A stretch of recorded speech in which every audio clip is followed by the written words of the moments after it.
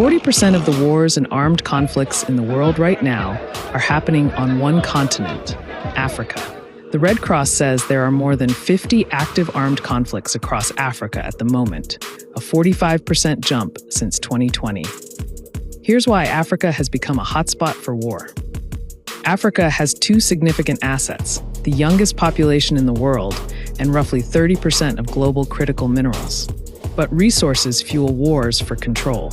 Africa's critical mineral exports, worth billions of dollars, make up more than 10% of global trade. At the same time, millions of young Africans are unemployed or earn below the poverty line. Militias and other groups exploit that despair to recruit.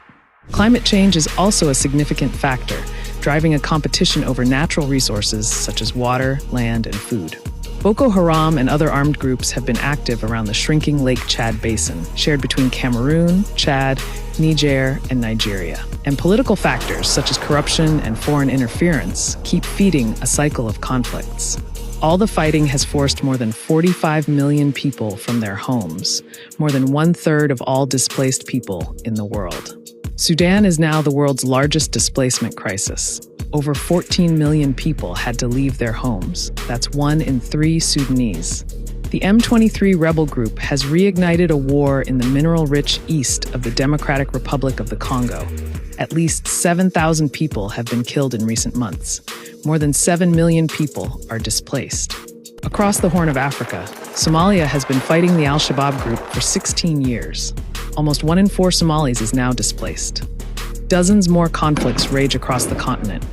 Because of them, 3% of Africans are either displaced, refugees, or asylum seekers. 7 of the 10 countries that host the most refugees are themselves in conflict. That means millions are fleeing from one war zone to another. Across the continent, 1 in 5 Africans now needs humanitarian aid, but that's not always easy to come by. In 2024, humanitarian appeals for Africa were only 40% funded. The Trump administration has cut aid, and European donors also reduced their contributions. At a time when Africa is facing urgent challenges, much of the world is looking away.